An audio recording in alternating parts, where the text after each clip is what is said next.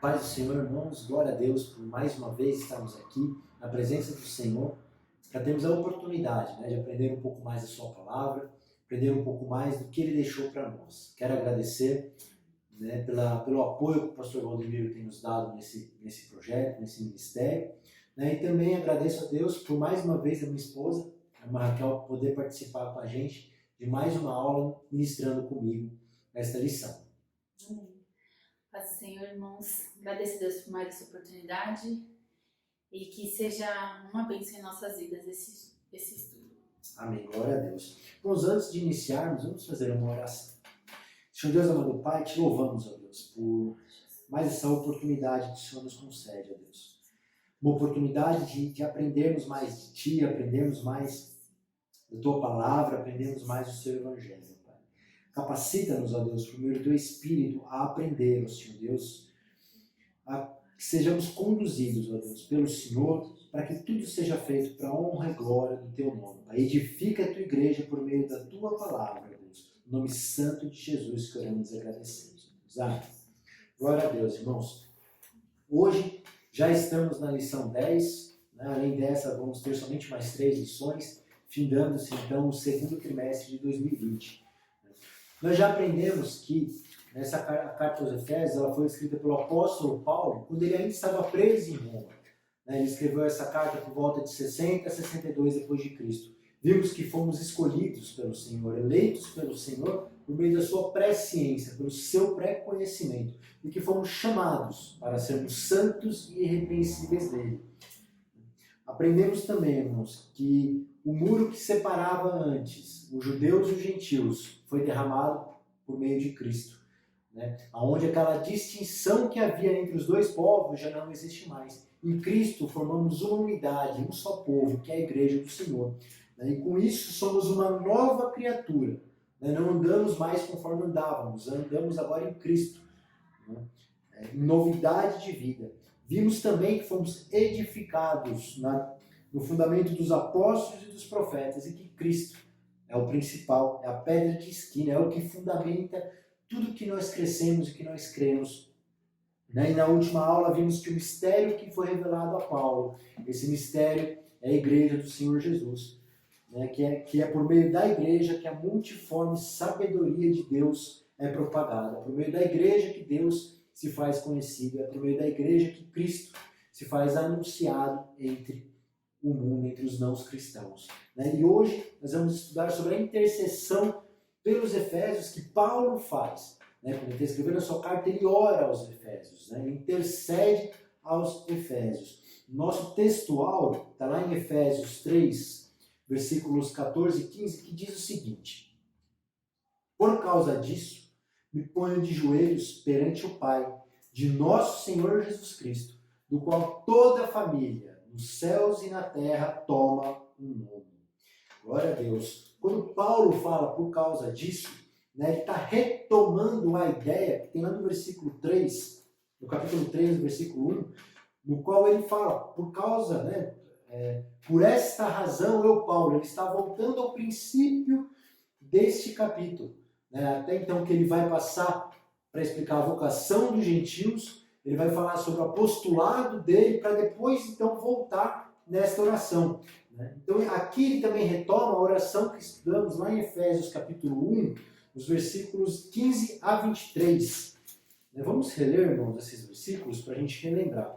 Que diz o seguinte, que é a primeira oração que Paulo coloca, ele escreve nesta carta, que diz o seguinte: por esta razão, desde que ouvi falar da fé que vocês têm no Senhor Jesus e do amor que demonstraram para com todos os santos, não deixo de dar graças por vocês, mencionando-os em minhas orações. Peço que o Deus do nosso Senhor Jesus Cristo, o glorioso Pai, dê a vocês espírito de sabedoria e de revelação, no pleno conhecimento dele.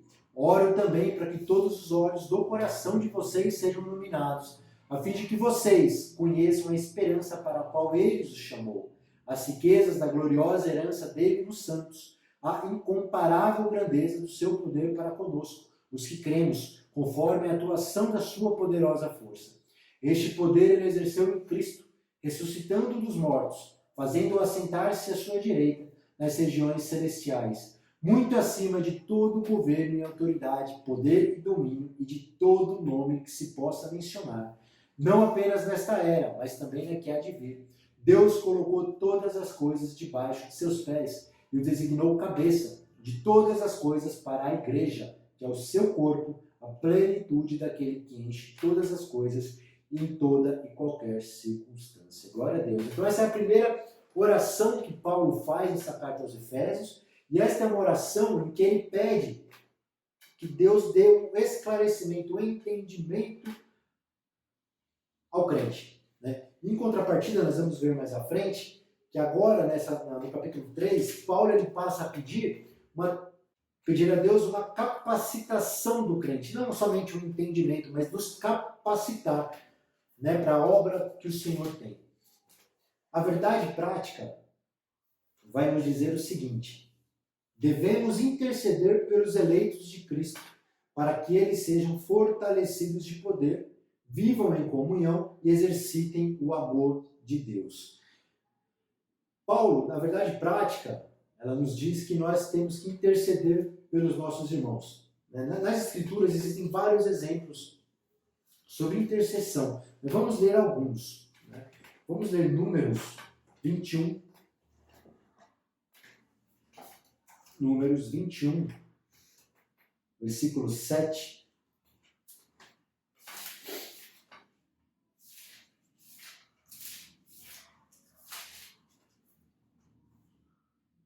Que diz o seguinte: o povo foi a Moisés e disse: pecamos quando falamos contra o Senhor e contra você. Orem pedindo ao Senhor que tire as serpentes do meio de nós. E Moisés orou pelo povo, ou seja, Moisés intercedeu. O que é o ato de interceder? Orar por alguém. E foi isso que Moisés fez. Ele orou pelo povo para que o Senhor pudesse perdoar o povo pelo pecado que eles cometeram. E um exemplo agora, também lá em Salmos 122, 6. Salmos 122, versículo 6. Diz o seguinte: orem pela paz de Jerusalém, vivam em segurança aqueles que te amam. Ou seja, para todo o povo de Deus orar pela paz de Jerusalém, interceder por Jerusalém. E somente mais um exemplo agora do Novo Testamento, 2 Tessalonicenses 3, 1.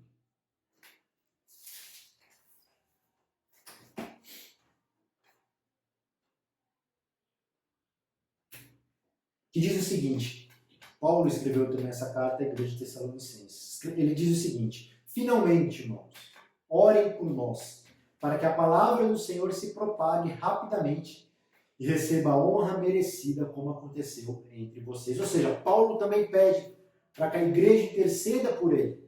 Não somente ele está intercedendo pelas igrejas. Ele pede também oração para que ele seja fortalecido, para que o evangelho do Senhor seja propagado. Então, é a importância que há nas Escrituras sobre a intercessão. E aí, voltando ao textual, irmãos, eu gostaria somente de voltar lá no por causa disso. Nós comentamos que Paulo ele retoma a oração que ele havia feito no capítulo 1 e ao ponto que ele começou no capítulo 3. Mas o que quer dizer esse por causa disso? Por causa do quê? Eu vou ler alguns versículos de Efésios. Efésios, tudo no capítulo 2 mesmo, mas que a gente vai entender o que é o por causa disso. Por que Paulo, por qual razão ele se coloca de joelho, a obra que foi feita que ele se coloca no joelho. Vamos começar. Efésios 2:1 diz o seguinte: vocês estavam mortos em suas transgressões e pecados. Agora no versículo 4. Todavia, Deus, que é rico em misericórdia, pelo grande amor com que nos amou, deu-nos vida com Cristo, quando ainda estávamos mortos em transgressões. Pela graça vocês são salvos. Agora no versículo 8. Pois vocês são salvos pela graça, por meio da fé. E isto não vem de vocês. É um dom de Deus. Agora no versículo 11. Portanto, lembrem-se de que anteriormente vocês eram gentios por nascimento, e chamados incircuncisão pelos que se chamam circuncisão, feito no corpo por mãos humanas. e que naquela época vocês estavam sem Cristo, separados da comunidade de Israel, sendo estrangeiros contra as alianças da promessa, sem esperança e sem Deus no mundo. 13º. Mas agora em Cristo Jesus, vocês que antes estavam longe, foram aproximados mediante o sangue de Cristo. Agora o versículo 18. Por meio dele, tanto nós como vocês temos acesso ao Pai por um só Espírito. Quando Paulo escreve tanto nós, ele fala dos judeus, quanto vocês são gentios. Portanto, vocês já não são estrangeiros nem forasteiros, mas concidadãos dos santos e membros da família de Deus. Então aqui, em suma, estão 3 aspectos que Paulo se põe de joelhos perante o Senhor. O primeiro deles está lá em Efésios 2, versículos 4 e 5, que é a misericórdia do Senhor, a misericórdia divina, ou seja, a compaixão que o Senhor teve do povo, dos gentios, da humanidade que ele criou, que estava vivendo sem esperança, que estava indo rumo ao inferno. Ele teve a misericórdia, teve a piedade, ele teve a compaixão por aquele povo. Então esse é o primeiro aspecto que Paulo fala por um motivo que eu me coloco de joelho. Vamos ler um texto de Romanos 11, 30. Por favor, Romanos 11, 30.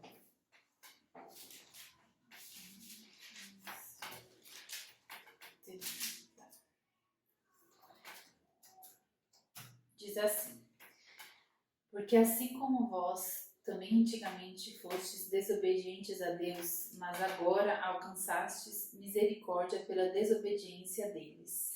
Ou seja, irmãos, éramos desobedientes a Deus, éramos inimigos de Deus, estávamos afastados de Deus.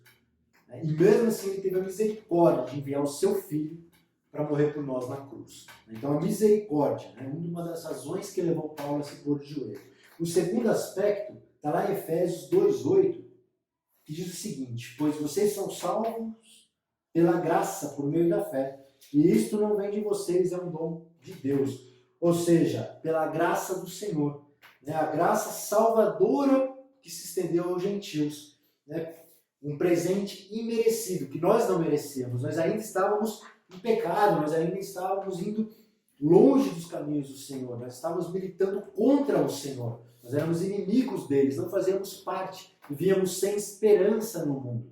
Mas ele, mediante a misericórdia, que é o primeiro ponto, mediante a graça salvadora que ele teve de nós, essas 2 razões levaram Paulo de joelhos. O terceiro aspecto que eu gostaria de ressaltar com os irmãos está em Efésios 2, nós já lemos, 18 e 19, eu vou reler para os irmãos, que diz o seguinte: pois por meio dele, tanto nós como vocês, temos acesso ao Pai por um só Espírito. Portanto, vocês já não são estrangeiros nem forasteiros, mas concidadãos dos santos e membros da família de Deus. Ou seja, irmãos, o muro de separação, que nós vimos estudando, que tinha entre as 2 nações, vamos dizer 2 nações, povo gentil e os judeus.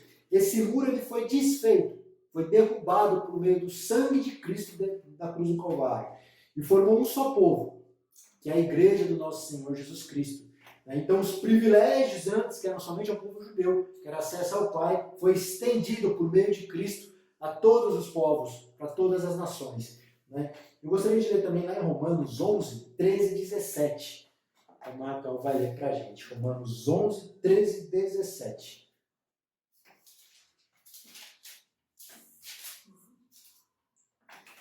(13 a 17) Isso, por favor. Porque convosco falo, gentios, que, enquanto for apóstolo dos gentios, exalto o meu ministério, para ver se de alguma maneira posso incitar ao ciúme os da minha carne e salvar alguns deles. Porque se a sua rejeição é a reconciliação do mundo, qual será a sua admissão, se não a vida dentre os mortos? E se as primícias são santas, também a massa o é. Se a raiz é santa, também os ramos o são. E se alguns dos ramos foram quebrados, e tu, sendo oliveira brava, foste enxertado em lugar deles e feito participante da raiz e da seiva da oliveira, não te glories contra os ramos. E se contra eles te gloriares, não és tu que sustentas a raiz, mas a raiz a ti. Glória a Deus. Ou seja, irmãos, né? Fomos enxertados na oliveira, passamos a fazer parte da raiz, daquela árvore que foi feita, que era Israel. Fomos enxertados, passamos a fazer parte da família do Senhor. Né? E com isso temos os privilégios, a herança que é concedida pelos filhos do Senhor. Né? Glória a Deus, irmãos. É importante termos esses conceitos, que é por causa desses 3 pontos, isso em resumo, que Paulo se põe de joelhos. Então, por causa disso, ou seja, a misericórdia do Senhor, a graça do Senhor e os privilégios que passamos a ter como gentios, que não tínhamos antes, que estávamos excluídos da oliveira. Glória a Deus. E esses motivos levaram Paulo a se colocar de joelhos por um povo que a princípio não era o seu povo, pois Paulo era judeu, né? E ele estava pregando aos gentios. E ele, a gratidão, ele ficou tão maravilhado pelo que o Senhor fez que ele se pôs de joelho, né? Para orar pela igreja do Senhor Jesus Cristo, né? Para que o Senhor, como vamos ver na aula, pudesse capacitar esse povo, fortalecer esse povo. Glória a Deus, irmãos. Como lemos em Efésios 2,19, né? Que fala: assim que já não sois estrangeiros nem forasteiros, mas concidadãos dos santos e da família de Deus. Então somos o corpo e família de Deus. Glória a Deus.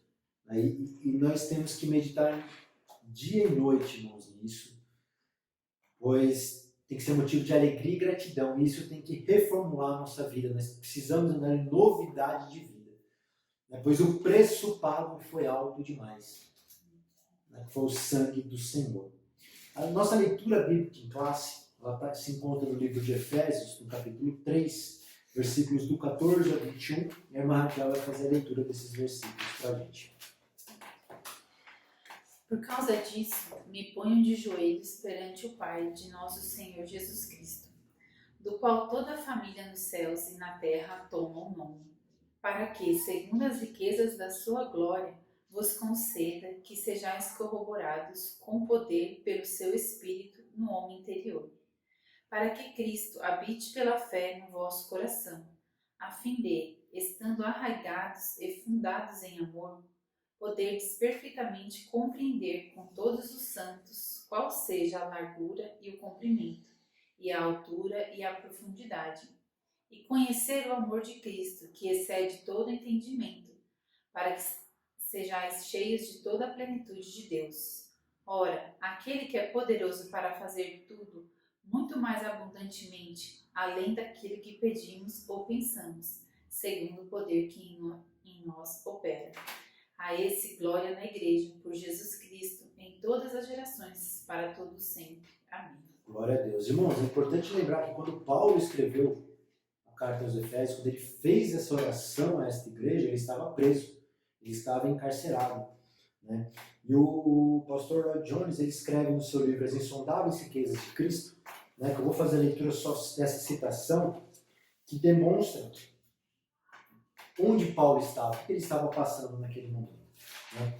Esse pastor disse o seguinte: o importante para nós é saber que Paulo está realmente dizendo que, embora prisioneiro, embora um perverso inimigo o tenha encarcerado, o tenha posto em grilhões, o tenha impossibilitado de visitar os Efésios e de pregar-lhes, ou de ir a qualquer outro lugar para pregar, há uma coisa que o inimigo não pôde fazer, não pôde impedi-lo de orar. Ele ainda pode orar. O inimigo pode confiná-lo numa cela, pode meter ferrolhos e trancas nas portas, pode algemá-lo a soldados, pode pôr grades na janela, pode enclausurá-lo e confiná-lo fisicamente. Entretanto, nunca podem obstruir o caminho do coração da mente mais humilde para o coração de Deus eterno. Ou seja, irmãos, não importa as circunstâncias, não importam as situações que nós estamos passando, nós podemos orar. Hoje, na atual situação que estamos vivendo no mundo todo, onde não podemos mais ter a mesma liberdade que tínhamos de ir à igreja, de cultuar ao Senhor no culto público, nós podemos fazer isso em casa. Nós podemos fazer isso somente conosco, com o nosso coração, com a nossa família, né? Assim como o apóstolo Paulo ele fez. Ele estava encarcerado, ele não podia ir para lugar nenhum. Ele orou. Ele me enviava cartas à sua igreja. Embora ele estivesse preso, ele não deixou o evangelho preso com ele. Ele levou o evangelho. Né? E era muito totalmente diferente do qual nós temos hoje. Né? Hoje nós, embora estejamos em casa, nós podemos ir ao mercado. Nós podemos pedir alguma comida por aplicativo, por telefone para entregar em casa. Nós temos acesso à internet. Naquela época não existia nada disso. Né?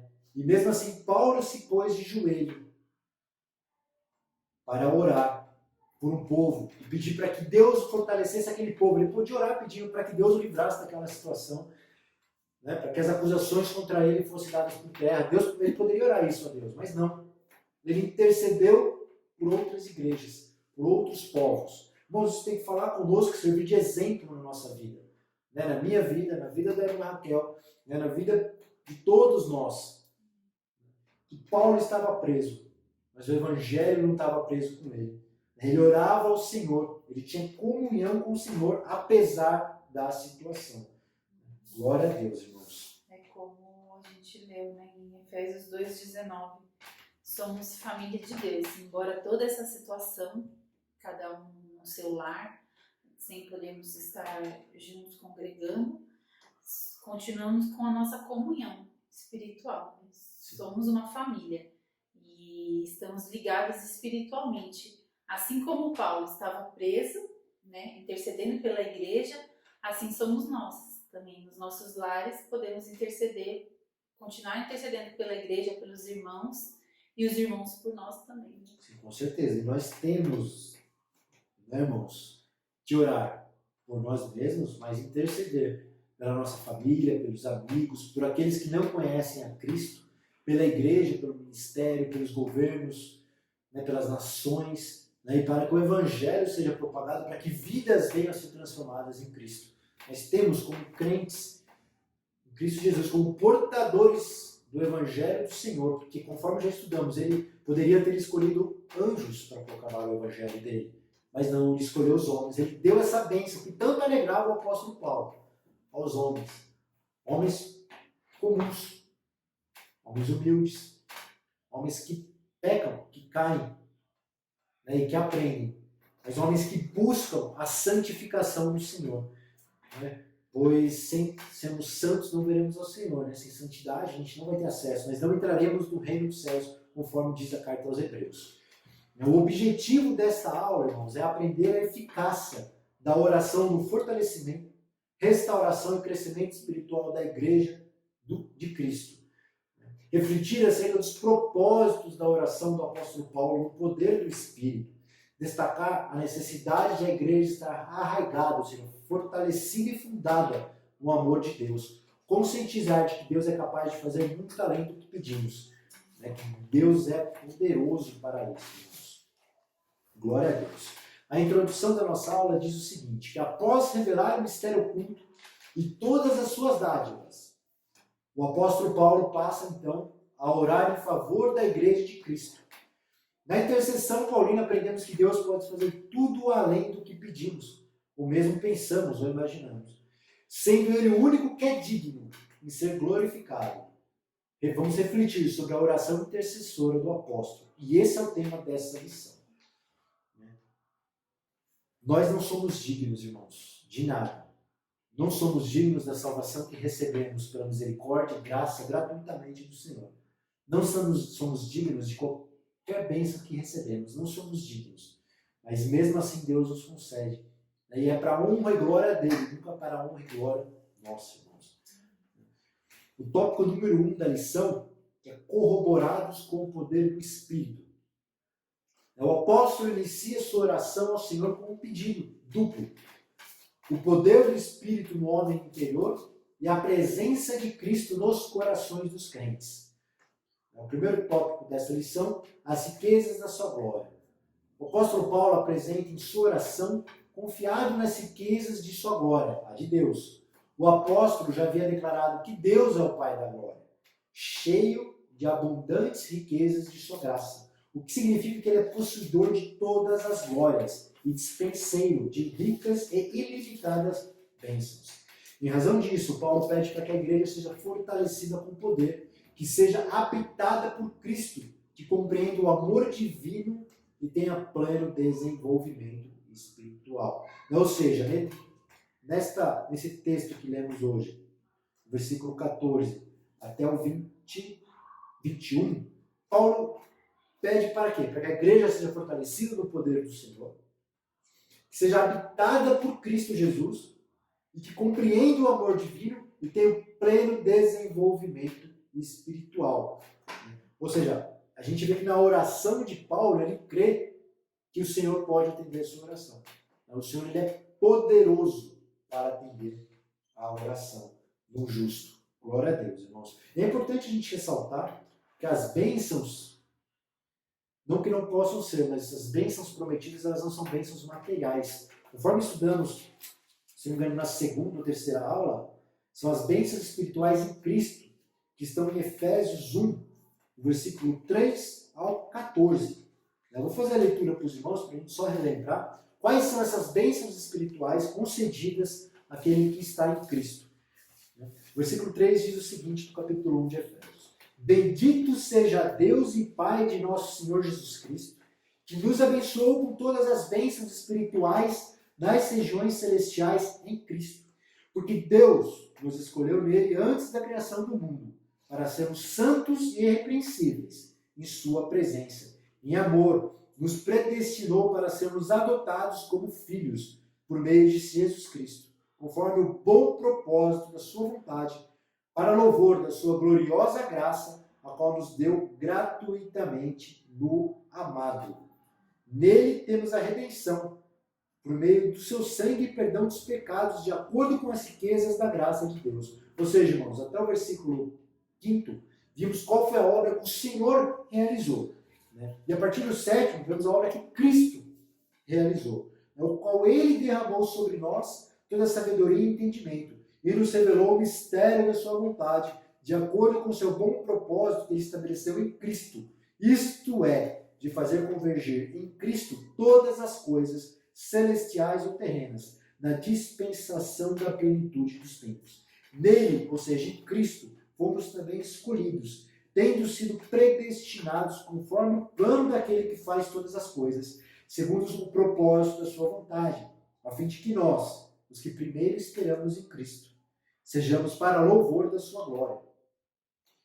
Quando vocês ouviram e creram na palavra da verdade, o evangelho que os salvou, vocês foram selados em Cristo, agora vem a obra do Espírito, com o Espírito Santo da promessa, ou seja, no momento que nascemos de novo, que aceitamos a Cristo como Senhor e Salvador, nos arrependemos dos nossos pecados, fomos selados pelo Espírito Santo da promessa. E o Espírito Santo é a garantia da nossa herança de redenção, daqueles que pertencem a Deus para o louvor da sua glória. Então essas são as bênçãos que são concedidas, as bênçãos espirituais, né, irmãos? Que Paulo está comentando aqui, que ele começa no início da carta, que ele demonstra, que ele esclarece as bênçãos espirituais que temos em Cristo Jesus, que é motivo de alegria, né? Então não significa que não sejamos também abençoados materialmente, por meio do bom emprego, né, por bem de uma boa casa, né, mas as bênçãos espirituais, essas são a promessa do Senhor Jesus, e são as quais nós precisamos almejar na nossa caminhada em busca da santificação e do amadurecimento no Evangelho. O tópico número 2 diz fortalecidos com poder. O primeiro pedido do apóstolo é para que a igreja seja corroborada com poder pelo seu espírito no homem interior. Essa petição não quer dizer que a igreja em Éfeso não tivesse espírito, mas que ela fosse continuamente revigorada, com poder e, consequentemente, seu fortalecimento diário. Ou seja, irmãos, a cada dia nós precisamos nos encher, nós precisamos buscar a Deus, nos encher pelo Espírito. Quando nos convertemos, o Espírito Santo passa a nos selar, passa a habitar em nós. Mas nós precisamos buscar a santidade, nós precisamos nos fortalecer no Evangelho de Cristo. Pois somente fortalecido nele, fortalecido no Espírito, teremos a força para resistir aos dias maus e não nos afastarmos da fé. Ainda enfatiza que a única força que habita o crente a se manter firme advém do Espírito Santo, conforme João 14, 16 e 17, que atua no homem interior e capacita o crente a preservar, a manter-se afastado do pecado e compreender as coisas espirituais. Ou seja, irmãos, somente no Espírito temos condições de resistir às tentações de Satanás. Somente no Espírito temos condições de crescer no conhecimento do Evangelho, de crescer no amadurecimento do Evangelho, né, de conhecer a vontade do Senhor e de compreender as verdades espirituais que estão nas Escrituras. Glória a Deus, irmãos. E o subtópico número 3, habitados por Cristo. O apóstolo Paulo também orou para que Cristo habitasse pela fé nos corações dos santos, o que também não significa dizer que Cristo não estivesse presente na igreja. No versículo em questão, que é o versículo 17, o verbo grego significa habitação permanente, em oposição à habitação temporária. Isso indica que a oração apostólica era para que Cristo habitasse continuamente na vida da igreja. Assim, o ensino apostólico ratifica e confirma que sem Cristo a igreja não pode subsistir às forças do mal. Irmãos, a nossa vida sem Cristo, ela perde o sentido. A igreja sem Cristo não há razão para existir, porque a razão da igreja é Cristo. Nós juntos formamos a igreja do Senhor, que é a noiva de Cristo. Se não existir um noivo, não há razão para existir uma noiva. E Cristo é o noivo da igreja, é o noivo que nós aguardamos ansiosamente pela sua volta, quando ele vier buscar a igreja dele. A síntese desse primeiro tópico diz que o poder e a presença de Cristo capacitam os salvos a prosseguirem vitoriosos na gloriosa jornada cristã. Ou seja, não é pela nossa capacidade, não é pelo conhecimento bíblico que nós tenhamos. Se nós podemos conhecer de Apocalipse, de Gênesis a Apocalipse, irmãos, mas se nós não tivermos aceitado, nos formos convertidos, não tivermos nascido de novo, não estaremos capacitados a compreender as verdades que Deus revelou para nós, a sua igreja, nas suas escrituras sagradas. Glória a Deus. Hoje temos o grande privilégio, né, de sermos habitados por Cristo. Na antiga aliança Cristo não tinha sido revelado ainda. Então Deus habitava no meio do seu povo com a sua presença, mostrando assim que Cristo viria, né? E hoje devemos valorizar, irmãos, devemos receber esse privilégio, esse grande presente, né? Que muitos dos nossos irmãos na fé não tinham e mesmo assim perseveraram. E nós temos hoje Cristo todo o tempo conosco, né? É verdade. Que a gente possa valorizar, né? É verdade, irmãos. Glória a Deus. Né? E essa comparação com a antiga aliança e a nova aliança. Né? Que na antiga aliança você tinha os tabernáculos. Né? O tabernáculo que foi construído conforme as instruções do Senhor, conforme os mandamentos que o Senhor deu a Moisés. Né? E Deus habitava então no tabernáculo, na antiga aliança. Quando nós vamos para a nova aliança, que foi feita por meio do sangue de Cristo, Deus não mais habita em tabernáculos, em templos feitos por mãos humanas. Né? Deus passa a habitar por meio do Espírito Santo em nós, né? Nos selando nele. Né? Então essa é uma das diferenças que há entre a antiga aliança e a nova aliança. Isso, como a Raquel colocou, temos que ser gratos e valorizarmos isso. E a cada dia buscarmos nos santificarmos no Senhor, né? Para que na sua volta nós sejamos encontrados irrepreensíveis. Porque, irmãos, a cada dia que passa, tenho falado isso continuamente, Cristo está mais próximo de sua volta. E isso não tem que nos amedrontar. Isso não tem que nos fazer ter medo, não tem que fazer nos desesperarmos. Pelo contrário, tem que nos alegrar. E que nós estejamos firmes no Evangelho de Cristo. Firmes nas doutrinas que estão nas Escrituras, não nas doutrinas dos homens. Que nós possamos ter a certeza, né, que Cristo irá voltar. Irá nos encontrar santo e irrepreensível. E ansiarmos, irmãos, e temos, pelo menos eu acho que entendo que a gente tem que pensar continuamente, que Cristo, quando nos encontrar, fale que servo bom e fiel. Né? No pouco fostes fiel, e muito te colocarei, como está lá em Mateus. Né, irmãos? Glória a Deus, e que possamos nos alegrar, e que isso possa nos fortalecer na palavra do Senhor. e acrescentar na nossa fé a cada dia. O segundo tópico é arraigados e fundamentados em amor. O amor é a mensagem central do Evangelho de Cristo. Um dos propósitos, inclusive, da oração de Paulo, foi para que a igreja entendesse e exercitasse o amor de Deus. O amor é uma virtude cristã. Nas Escrituras, o amor é atributo divino. É um atributo comunicável, ou seja, não na mesma perfeição que o amor é em Deus, mas ele foi comunicado, ele foi passado para nós homens. Né? Só que para a gente tem o pecado, né? Que corrompeu esse amor. Mas Deus nos comunicou o amor. Em 1 João 4,8 vai dizer que aquele que não ama não conhece a Deus, porque Deus é amor. Foi por amor que Cristo se entregou para resgate da humanidade. O amor é o resumo da lei e dos profetas. O sinal dos discípulos de Cristo, a prova de filiação com Deus, e deve ser expresso por meio de atitudes concretas. O amor é o maior de todas as virtudes e o princípio que norteia o fruto do Espírito. Ciente dessa relevância, o apóstolo implora a Deus para que o viver da igreja seja arraigado e alicerçado no amor. Após rogar ao Pai pelo poder do Espírito e a habitação de Cristo, o apóstolo clama para que a igreja possa também compreender e praticar o amor. A expressão arraigados e fundamentados em amor compara os santos com uma planta bem enraizada e uma casa bem alicerçada. Indica que sem o amor a vida cristã não tem sustentação alguma. Por causa disso, o apóstolo insiste pela total compreensão de qual seja a largura, o comprimento, a altura e a profundidade do amor divino. O uso dessas expressões aponta para a vastidão do amor de Cristo, que excede todo o entendimento e indica que a lógica humana não tem como, não pode mensurar, medir, entender o amor de Deus. Louvado seja Deus, irmãos. E esse amor não é um amor abstrato, né? É um amor que tem uma finalidade, né?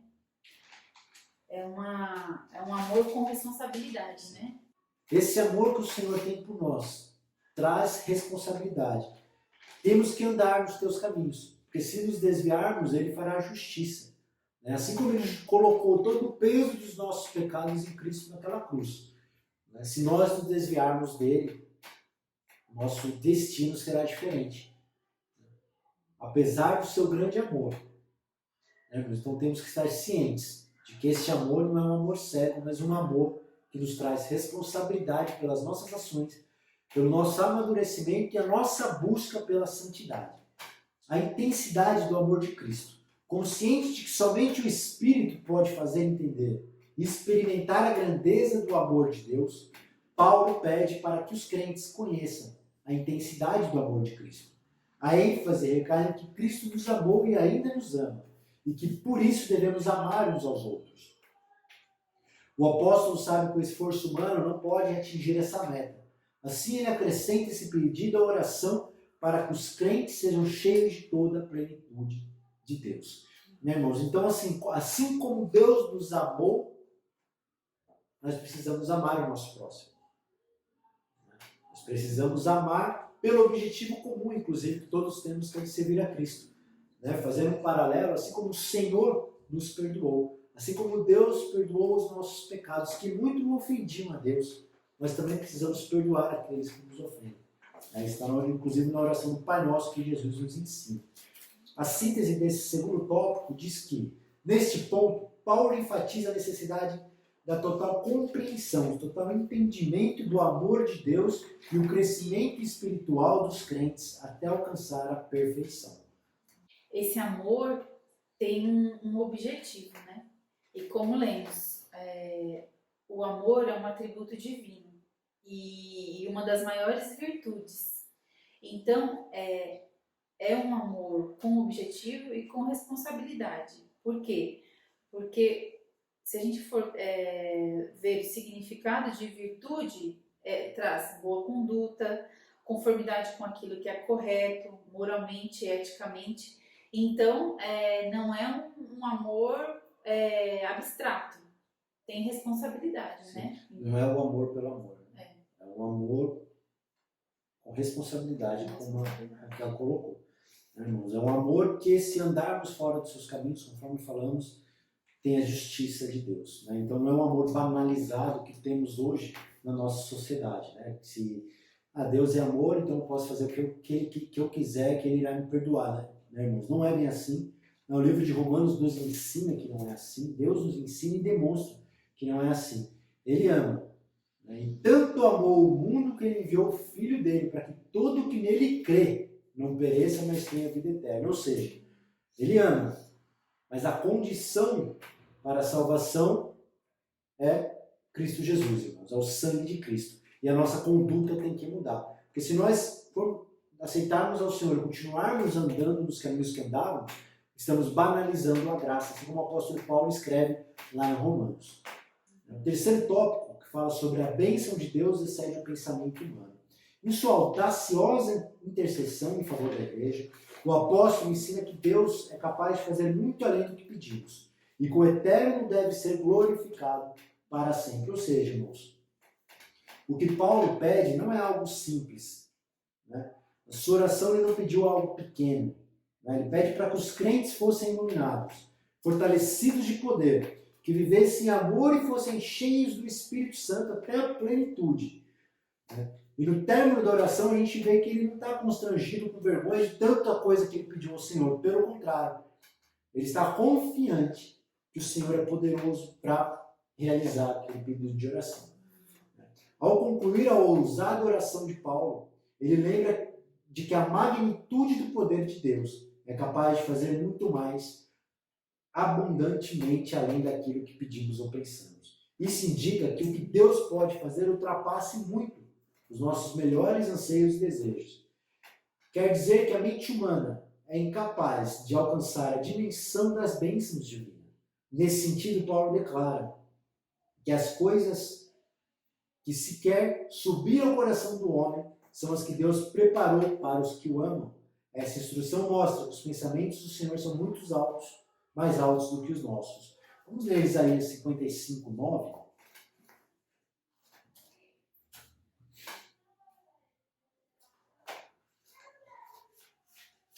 55, versículo 9, que diz o seguinte: assim como os céus são mais altos do que a terra, também os meus caminhos são mais altos do que os seus caminhos, e os meus pensamentos mais altos do que os seus pensamentos. Então, os pensamentos do Senhor são muito mais elevados. O que o Senhor almeja, se assim podemos dizer, é muito melhor, é muito maior do que nós almejamos para nós. Glória a Deus por isso. A figura de Paulo preso, escrevendo tudo isso, fica bem claro que realmente é no âmbito espiritual. Não que materialmente, como a gente já falou, Deus não possa nos dar, mas que espiritualmente Ele pode muito mais nos dar daquilo que a gente nem imagina, né? Por isso que, irmãos, é interessante, né? Quando nos convertemos a Cristo, não quer dizer que a gente vai ficar rico, não quer dizer que a gente vai ter saúde, não quer dizer que a gente sempre vai ter o nosso emprego, não quer dizer que a gente vai ter a nossa casa. Irmãos, não quer dizer nada disso. O propósito do qual o Senhor nos chamou não é para que sejamos bem-sucedidos no mundo, aos olhos do mundo. Pelo contrário, fomos chamados. Como falamos várias vezes aqui, está na carta aos Efésios, para sermos santos e irrepreensíveis nele. Para apresentarmos o Evangelho do Senhor, conforme lemos em aulas anteriores em Mateus e Marcos, a grande comissão, anunciarmos a Cristo Jesus ao mundo. É para isso que fomos chamados. Não para vivermos uma vida cômoda, uma vida confortável, uma vida onde investimos o nosso tempo ou gastamos no entretenimento, num lazer. Onde que estão as prioridades dos nossos corações? Nesses tempos maus, tempos que cada vez mais anunciam a volta do Senhor. Deste modo, o poder divino que age na vida do crente e suas bênçãos estão disponíveis. São impossíveis de dimensionar. A grandeza do poder de nosso Deus é capaz de responder para além das mais corajosas orações. Vamos ler esse relato que está lá em 1 Reis, capítulo 3, versículos do 5 ao 14. 1 Reis 3, 5:14. Que diz o seguinte: Salomão amava ao Senhor, o que demonstrava andando de acordo com os decretos do seu pai, Davi, mas oferecia sacrifícios e queimava incenso nos lugares sagrados. O rei Salomão foi a Gibeon para oferecer sacrifícios, pois ali ficava o lugar sagrado, e ofereceu naquele altar 1000 holocaustos. Em Gibeon o Senhor apareceu a Salomão num sonho à noite e lhe disse: peça-me o que quiser, e darei a você. O que nós responderíamos, será aqui? Né? E Salomão respondeu ao Senhor: tu fosses muito bondoso para com teu servo, meu pai Davi, pois ele foi fiel a ti e foi justo e reto de coração.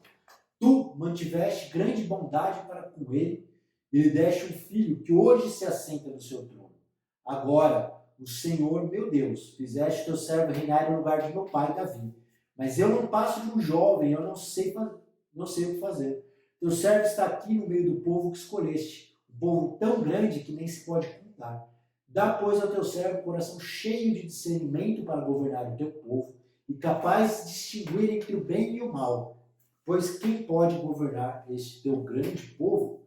O pedido que Salomão fez agradou ao Senhor. Por isso Deus lhe disse: já que você pediu isso, e não uma vida longa, nem riqueza, nem pediu a morte de seus inimigos, mas discernimento para ministrar a justiça, farei o que você pediu. Eu darei a você um coração sábio e capaz de discernir, de modo que nunca houve nem haverá ninguém como você. Também darei o que você não pediu: riquezas e fama, de forma que não haverá rei igual a você durante toda a sua vida. E se você andar nos meus caminhos e obedecer aos meus decretos e aos meus mandamentos, como a seu pai, eu prolongarei a sua vida. Glória a Deus, irmãos. Ou seja,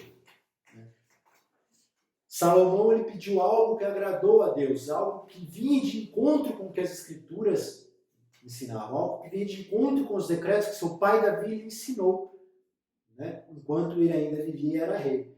E isso agradou ao Senhor, e o Senhor deu sabedoria, discernimento a Salomão. E muito mais do que ele podia imaginar, o abençoou com bens materiais, com fama, riqueza, né, irmãos? Mas isso não quer dizer, mas se nosso objetivo ao orarmos é pedir bens, pedimos para comprar o melhor carro que existe, pedimos para ganhar o maior salário que pode se ganhar, irmãos, não que Deus não possa fazer, Ele pode fazer o que bem entender de acordo com a sua santa vontade. Né? Mas Ele segue, irmãos, os seus atributos, Ele segue o seu ser, aquilo que o forma. Né, irmãos? Então Ele vai fazer aquilo de acordo com a tua vontade, com um objetivo específico. Que o objetivo é qual? Gloriar e honrar o teu próprio nome. Então, quando orarmos, quando intercedermos, quando pedirmos e peçamos, de acordo com a vontade do Senhor, que está apresentada nas suas Escrituras. Tanto que as Escrituras nos ensinam que nós não recebemos porque pedimos mal. Por que nós pedimos mal? Porque nós pedimos segundo os nossos desejos, e não de acordo com o que Deus deseja. Eu até anotei uma frase aqui, assim: não é o que você pode ter, mas é o que você pode ser. Né? E o que podemos ser em Cristo? Sermos cheios do Espírito Santo, das riquezas de sua glória, como Paulo vai escrever também. Cristo habitar em nós pela fé e estarmos arraigados e fundamentados no amor dele. Então, são coisas muito, muito grandes se a gente for comparar com bens materiais, com o nosso dia a dia, sim, com aquilo que a gente deseja, né? Então, que a gente possa entender esse versículo, sim, realmente. O quão profundo é isso, irmãos? E nós não temos, por nós mesmos, capacidade para entender isso, se não for revelado pelo Espírito, a dimensão, e mesmo assim nós teremos dificuldades para compreender tudo isso. Né, irmãos? E todos os bens que nós adquirimos nesse mundo, aqui vai ficar. Né? Seja pela nossa morte, ou seja pela vinda de Cristo. E por todas as nossas ações, por todas as nossas opiniões, os nossos pensamentos, todo o nosso falar, todas as nossas ações, tudo que nós fizemos em vida, será julgado pelo Senhor no seu tribunal. né? E a obra que nós construímos na nossa vida, ela será testada por meio de fogo. Né? E será que ela subsistirá ao fogo? Se ela for uma obra de ouro, de prata, de bronze, ela resistirá. Mas se for de palha, de feno, madeira, ela queimará. Não perderemos a salvação, mas seremos salvos por meio de fogo, né, irmãos? E não por meio, teremos vergonha pela obra que nós produzimos, por tudo que Deus nos fez e nos deu mediante Cristo Jesus. Um convite para adoração. Paulo encerra, portanto, esse capítulo com um convite de adoração a Deus, cuja glória é devida na igreja, por Jesus Cristo, em todas as gerações. A conclusão paulina não poderia ter sido diferente. Nos versículos anteriores, ele discorreu acerca da boa nova do mistério revelado, das muitíssimas riquezas de Cristo conferidas à igreja, da grandeza do poder de Deus, da infinitude do amor e de todas as bênçãos divinas que excedem a compreensão humana. Além dessas coisas, das demais bênçãos, a única coisa a ser acrescentada era o louvor ao Senhor Deus, detentor de tamanhas dádivas. Finalmente, Paulo prossegue a ensinar que Deus deve ser glorificado na igreja e em Cristo. Quer dizer que os atos de louvar e glorificar a Deus fazem parte dos propósitos da instituição da igreja. A igreja nunca terá glória em si mesma, pois toda a glória é exclusivamente tributada para Deus por meio da obra de Cristo, que é o que falamos no início, irmãos. A igreja por si só, ela perde o seu valor sem Cristo. Por meio de Cristo, olha que interessante o texto que o autor colocou. A igreja nunca terá glória em si, pois toda a glória ela é exclusivamente tributada para Deus, por intermédio da obra de Cristo. Ou seja, tudo que é feito na igreja, tudo que é pregado na igreja, tem que ter por objetivo glorificar o nome do Senhor. E isso é feito por meio de Cristo. Essa é a importância, irmãos, de as igrejas terem pregações enraizadas no Evangelho. Né? Pregações que estão na Bíblia, que são verdadeiros, né? Pois também isso será um dia, irmãos, prestado contas. Então é importante que a igreja do Senhor Jesus ande conforme as suas escrituras, que ela ande de acordo com a tua palavra, que ela ande de acordo com como Cristo andou, né, irmãos, porque o nome do Senhor seja glorificado. Do contrário, a igreja fará o nome do Senhor, assim como a nação de Israel fez isso, lá nos tempos do Antigo Testamento, ser envergonhado, ser desonrado, ser blasfemado. Então é a importância que a igreja do Senhor Jesus tem também para isso, irmãos. Glória a Deus. Em sua oração, o apóstolo, então, ele anela que essa postura de adoração e exaltação de Cristo perdure por todas as gerações. E enfatiza seu pedido com a frase, para todo o sempre. O que significa que deve ser praticado por todos os crentes. Essa busca de adoração ao Senhor, da glória do Senhor, da vida do crente em santificação, uma vida enraizada nas suas escrituras. Ela não era para a igreja primitiva. Ela não era para a igreja nos tempos apostólicos. Ela é para a igreja hoje. A igreja hoje que está tão afastada do Evangelho do Senhor, tão afastada do que as escrituras nos ensinam, tão afastadas do modo de viver cristão. Os ensinamentos de Gênesis e Apocalipse, irmãos, eles são atemporal, eles são para todos os tempos, para todas as gerações, para a honra e glória do nosso Senhor. As bênçãos espirituais, portanto, são ilimitadas, estão disponíveis ao cristão, e somente o nome de Deus deve ser eternamente glorificado. Ou seja, irmãos, se Deus nos abençoa com determinado dom, seja esse dom cantar, seja este dom tocar, seja este dom pregar, ensinar, estudar, seja um dom de ficar na portaria, seja o dom de ser amigável com as pessoas, amável, o dom da oração, qualquer dom que Deus nos deu, qualquer bem material que o Senhor nos dê também, nada disso é por mérito nosso. Deus nos deu. Irmãos, ainda mais nos tempos que estamos vivendo, me fez meditar muito numa questão. Né? Nos preocupamos com a saúde, nos preocupamos em estar bem, saudáveis. Né? Podemos ter os melhores planos de saúde, podemos ter bilhões nas contas, podemos ter acesso aos melhores hospitais e médicos. Mas a saúde vem do Senhor. A saúde não vem de nenhum desses bens que falamos. Nenhum desses das especialidades humanas pode nos conceder saúde. Somente o Senhor pode nos dar saúde para estarmos fortalecidos, irmãos. E assim servimos para a honra e glória do Senhor.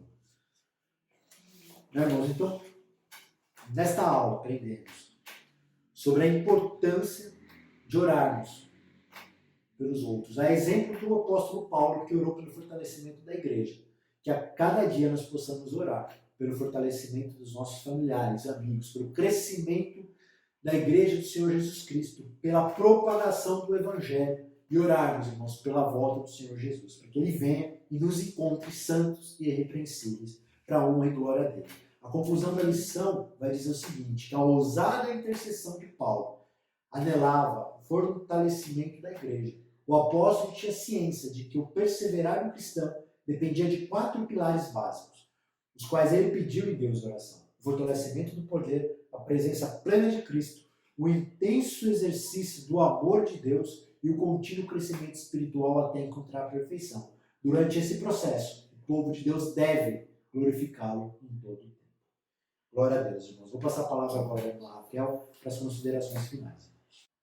Irmãos, nessa aula, um versículo que marcou muito foi 1 Coríntios 2,9, que Paulo diz assim: mas como está escrito, as coisas que o olho não viu e o ouvido não ouviu e não subiram ao coração do homem são as que Deus preparou para os que o amam.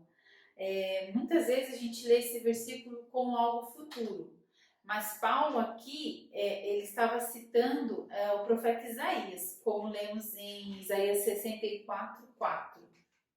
Diz o seguinte, irmãos: desde os tempos antigos, ninguém ouviu, nenhum ouvido percebeu, e olho nenhum viu outro Deus além de ti, que trabalha para aqueles que nele esperam. Amém. Então, lá atrás, o mistério não havia sido revelado. Deus revelou a nós, através do seu Espírito, o mistério que é Cristo em nós, né? Então, que a gente possa receber essa compreensão daquilo que nos foi dado por Deus e que a gente possa ter uma experiência pessoal com Deus e valorizar, né? Tudo o que nos foi dado, o que nos foi revelado, e só foi revelado a nós, através do Espírito Santo. Glória a Deus, irmãos. Glória a Deus. E que essa revelação que temos por meio do Espírito de Deus possa modificar a nossa forma de viver, possa mudar as nossas prioridades na nossa vida, irmãos. Que a nossa prioridade tem que ser Cristo. A nossa prioridade tem que ser o Evangelho do Senhor Jesus. A Ele nós devemos fidelidade. A nossa conduta, a nossa forma de viver muito fala para aqueles que estão longe do Senhor. Então a nossa conduta é importante, para que por meio dela nós também façamos conhecidos o nome do nosso Senhor e Salvador Jesus Cristo. Irmãos, glória a Deus por esta aula, que essa lição possa edificar os irmãos, edificar a igreja de Cristo para a honra e glória do nome dele, irmãos. E que a cada dia que se passa estejamos preparados para a sua volta. Nos vemos, portanto, irmãos, na próxima aula, no próximo domingo, em nome do Senhor Jesus. Que Deus os abençoe.